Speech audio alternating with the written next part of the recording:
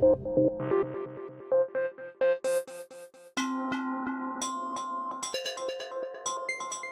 buenas noches, bienvenidos a la Nave del Misterio. Ese asunto tan interesante en la Asamblea de Extremadura, Ojo, se desplegará dentro de unos minutos, apasionante.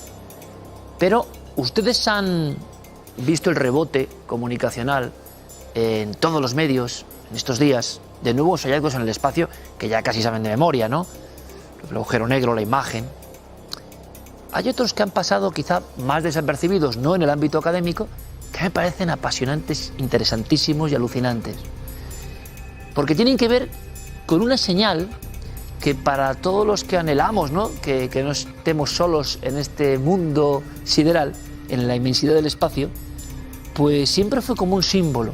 Y aquí lo hemos contado en alguna ocasión. ¿Ustedes recuerdan estas imágenes de una de estas recreaciones? Eran los años 70 y en un lugar concreto de esas grandes orejas u ojos que miran a las estrellas, llegaba una señal tan impactante, tan especial, tan diferente, que el propio operario que vigilaba un poco el latido de lo cósmico puso ¡wow!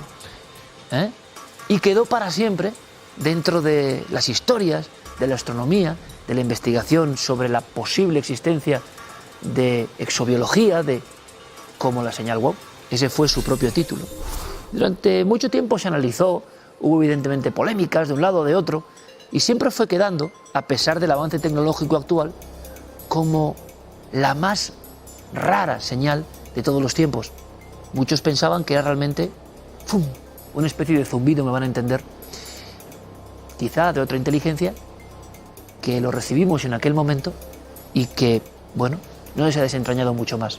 Esta es la pequeña gran historia de la señal wow, a grandes rasgos. ¿Y cuál es la sorpresa? Cuando empieza a ver en titulares que un español se ha propuesto dar un paso más, ha hecho algo muy interesante que a nadie se le había ocurrido y que puede determinar quizá de dónde vino exactamente esa señal, porque también hay misterios en torno a esto.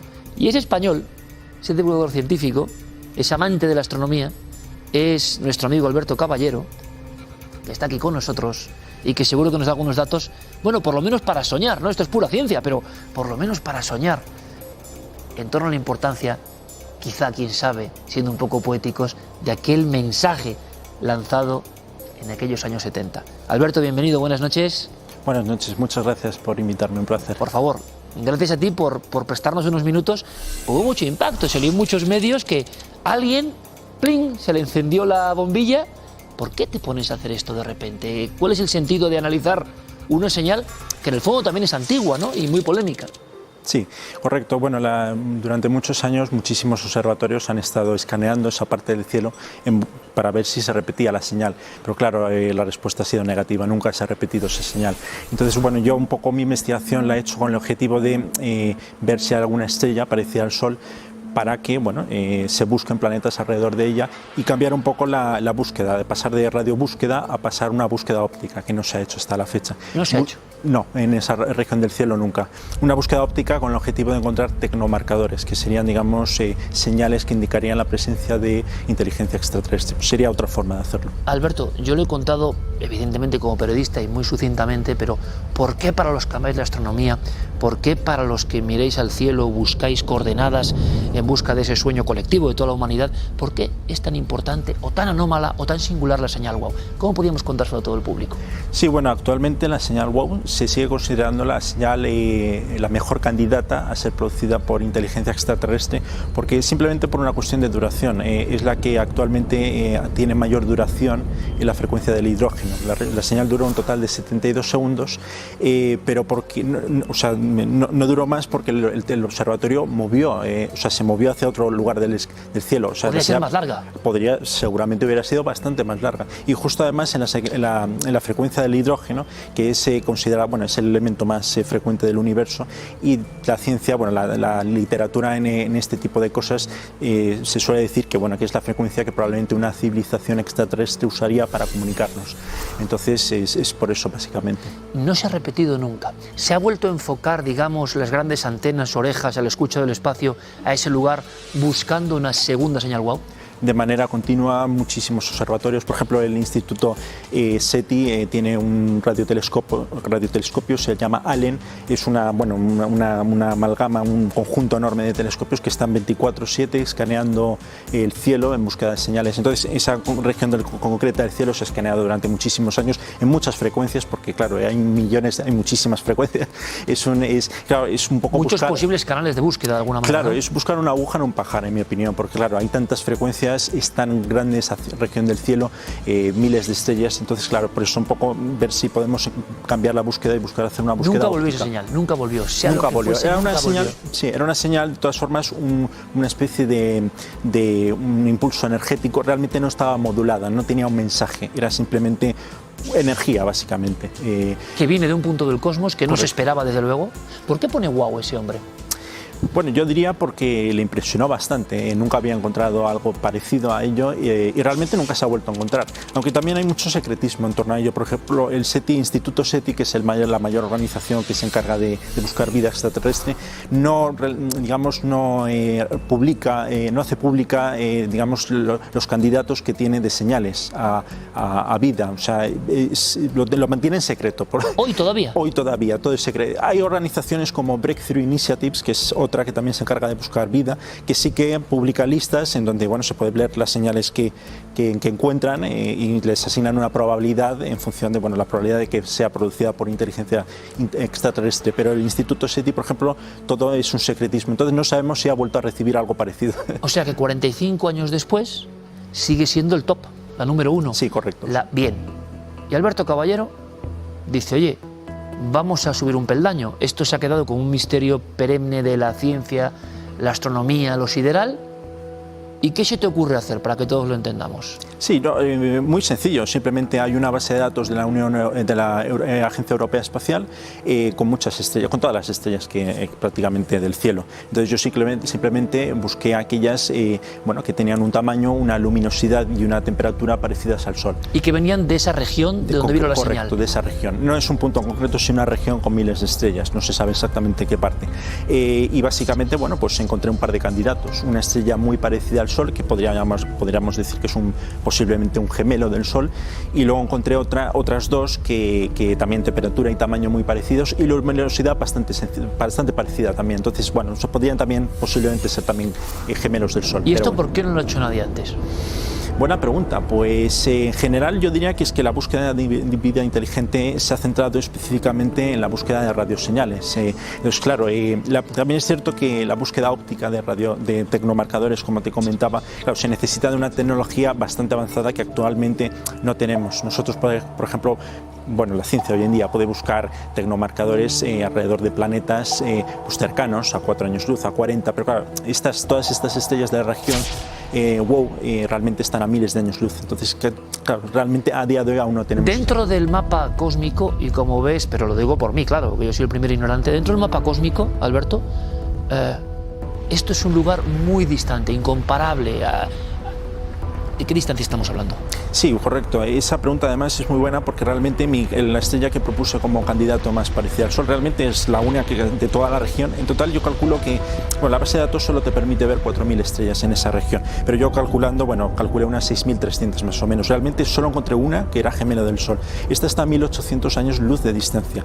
Y lo más curioso es que hay un trabajo científico por otro autor, un autor anterior, dictaminó que lo más probable es que la civilización más cercana a la nuestra esté a 1.900 años luz. Coincide un poco.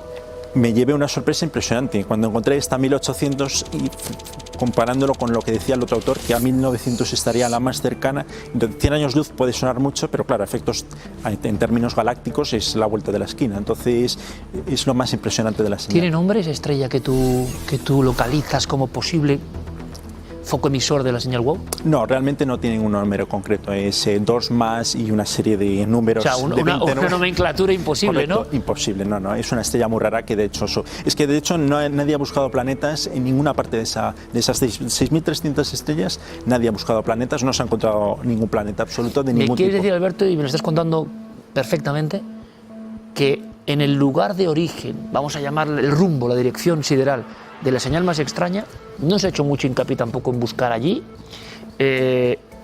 y un español 45 años después, es el que en un trabajo de enorme polémica, que también te quiero preguntar por eso, ¿cuál ha sido el impacto que tiene cuando alguien, quizá inesperadamente, hace este trabajo sobre la señal WOW, que imagino que eso también tiene, por un lado, siempre eco incluso fuera de los medios académicos, pero no sé qué habrá despertado también en otros? Sí, bueno, he recibido un poco de todo. O sea, efectivamente se ha publicado en muchos periódicos y páginas web del mundo.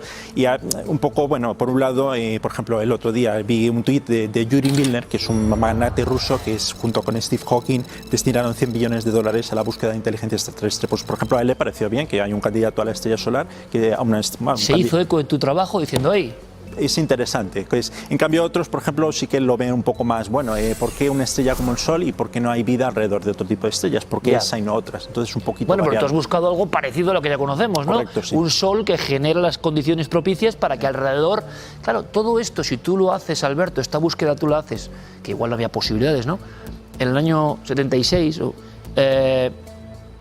bueno, casi parecía imposible que hubiera, por ejemplo, exoplanetas con condiciones parecidas, y eso lo vamos aprendiendo poco a poco, ¿no? Considerando que el 20% de los planetas en el universo es habitable, se calcula más o menos en esa región del cielo 1.300 planetas en los que nosotros, los humanos, podríamos vivir, con aire que podríamos respirar, agua que beber, y bueno, la radiación habría que verlo en función de la estrella, pero en principio hay muchos planetas ahí y es muy probable que, obviamente, dada la cantidad, pues alguno pueda contener vida.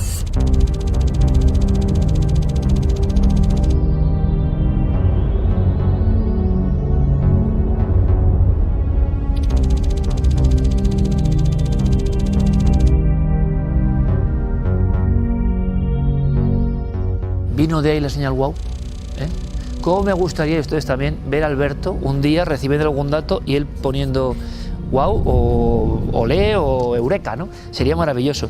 Oye, Alberto, me ha encantado cómo nos lo has contado y me encantaría, porque sé que has hecho otras propuestas que pueden ser muy interesantes en el ámbito de lo sideral, porque la señal WOW es solo una cosa.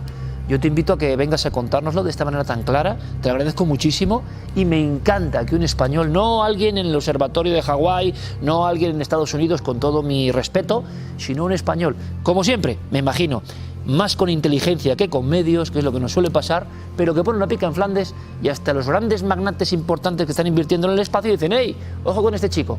Así que, lo tendremos muy en cuenta y hablaremos de más cosas. Te lo agradezco mucho, Alberto. Igualmente, gracias, de verdad, encantado. Gracias. Bueno, fíjate, tú sabes, Alberto, que en lo que es nuestro planeta, este planeta que, bueno, parece que ha sido tocado por la bendición de la vida, por lo menos en muchos kilómetros, se me entienda, a la redonda, pues para las antiguas civilizaciones, tú sabes que siempre fue muy importante en el fondo del cielo, claro, en el cielo pasaba de todo, y su comunicación tierra-cielo, ¿no? Así que de las propuestas científicas de Alberto y las ideas de buscar una señal, vamos a pasar a una región del planeta alucinante y muy polémica con España, les hablo del Sáhara, y a los intentos, vamos a llamar, de quizá primitiva astronomía, que siempre han estado ahí como un sueño del hombre antiguo, no solo de los jóvenes científicos e investigadores, ¿no? Así que te va a gustar este viaje también. Alberto, mil gracias, hasta la próxima. Muchas gracias.